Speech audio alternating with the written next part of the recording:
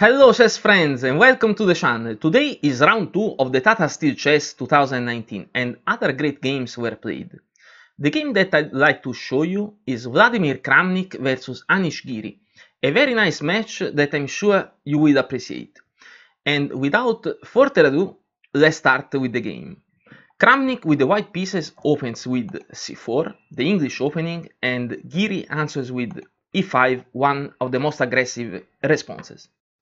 Knight to c3, knight to f6, knight to f3, and knight to c6, the 4-knight system.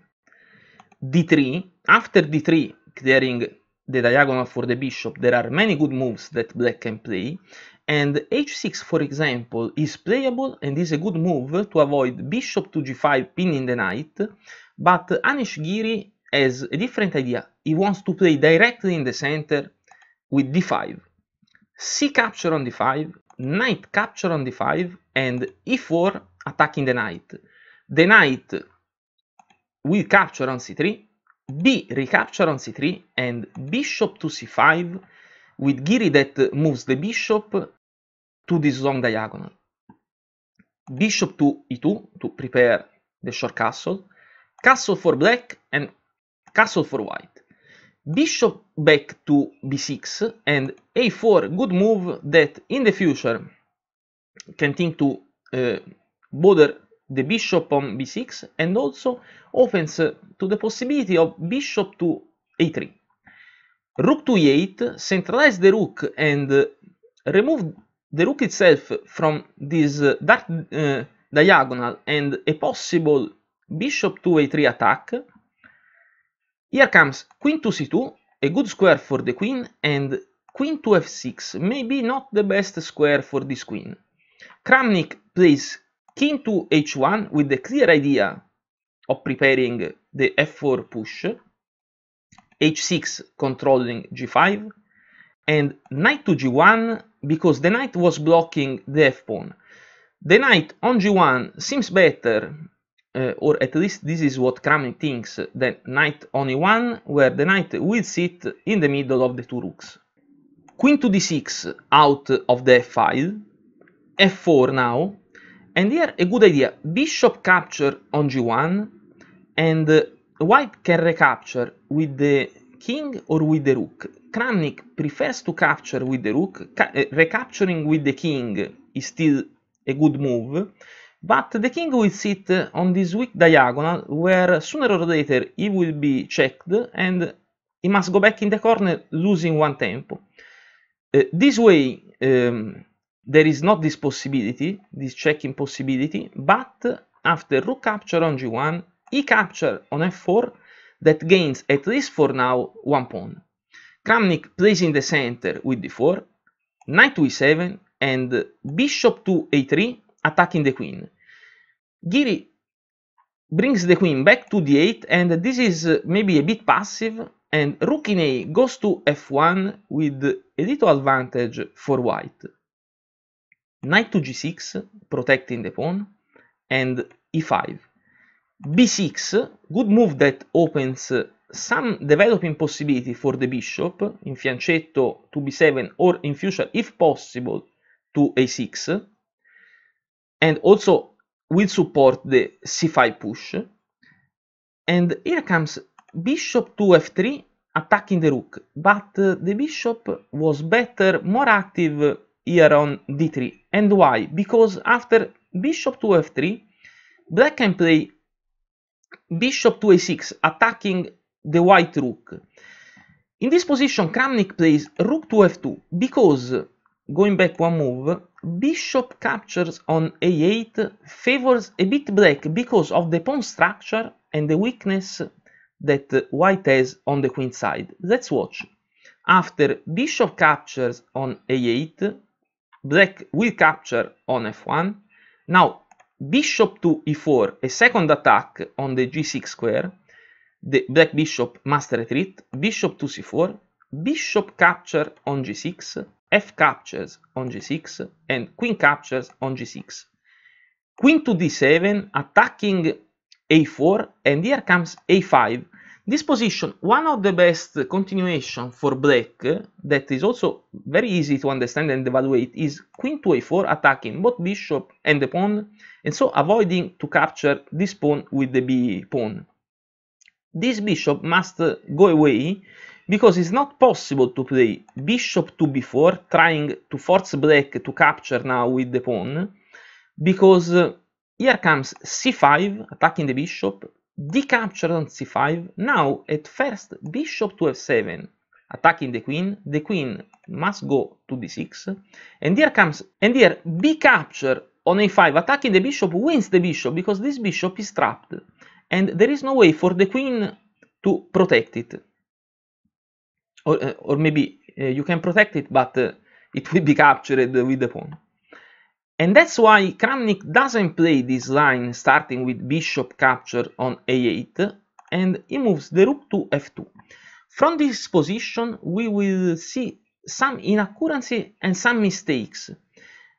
Anish Giri plays c5, and this is an inaccuracy at best, because now white can capture on a8, and the move to play instead of c5 was rook to c8, but Kramnik makes a mistake himself. He plays g3. Here comes f capture on g3, attacking the rook captures on g3, c capture on d4, and c recaptures on d4. Rook to c8, finally out of the bishop attack and attacking the queen. Queen to f5, bishop to c4. This is a good move because centralizes the bishop and brings again the bishop back into the game, because couldn't go in fianchetto. Now bishop to d6 and bishop e6, attacking again the queen. The queen moves back to b1, and here comes knight to f4, and it seems that black is a bit better now. d5, a pawn sacrifice that must be a bit explained. What is the idea? The idea is to deflect this knight that in fact captures on d5, and here Kramnik plays queen to g1, and the rook can capture on g8. King to h8 to avoid a capture with tempo, with check. And what was the idea of that pawn sacrifice? The idea is that now the rook can really capture on g7, because if the knight was here on f4, after rook capture there is knight to h3 with the fork, because the rook capturing is leaving the protection of h3. But Kramnik doesn't capture. Why? Because he understands that after rook captures on g7 and queen to h4, black will still maintain an advantage. So he tries to gain something more from this position, and instead of capturing, that was anyway the right move to play, he plays rook to d2, attacking the knight a second time. The knight moves to f4, rook to d4, again attacking the knight, and knight to g6, protecting g7. Bishop to e4, another attack on the knight, rook to c4, rook capture, bishop captures, queen to d4, attacking the bishop will go back to e6, and bishop to c6, and attacking the rook. Seems that the rook or must go back, becoming passive, or the quality is lost. But there is knight to e7. This is the move that Giri plays, that in case of bishop capture will regain the quality with the knight fork on f5. And of course this knight can't be captured because the bishop is pinned to the queen that is undefended. So Kramnik doesn't capture because the quality will be lost again, and so he changed plan. He plays bishop to e4. Here comes anyway knight to f5 with the fork. Kramnik must capture on f5 and bishop recaptures on f5. If we evaluate the position now, after all this maneuvering, Kramnik didn't gain anything and also has to give back the bishop pair. So black position improves more. King to g1, because not only black is 2 pawn down, but also one of the weaknesses of the position was the king in this corner. Now again bishop to e6 and h4. Queen to d7. It seems that black wants to conquer the c5 with the queen. That's why Kramnik plays queen to e4 to control c6, but black has something better to play. Rook to c8, the rook will invade with check for sure.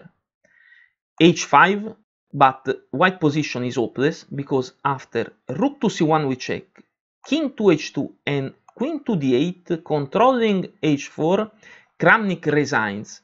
Let's watch another couple of moves, but why to resign? This square seems well controlled by the queen. This is true, but the queen can be attacked.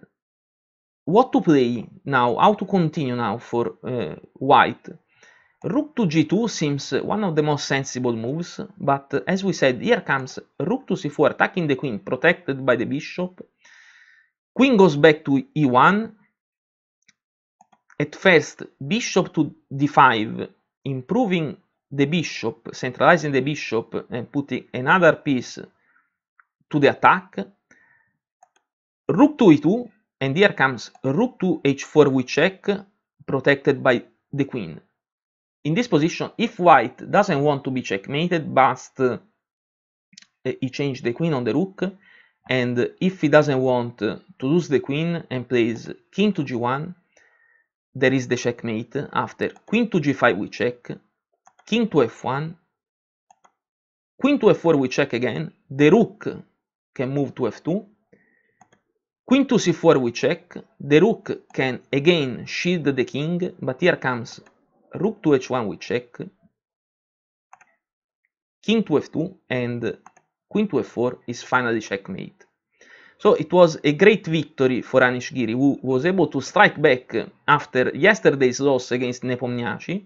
In the other games, at the moment, there is Van Forest with the black pieces clearly winning against Duda, so another comeback, and Shankland grinding from a better position versus Richard Rapport.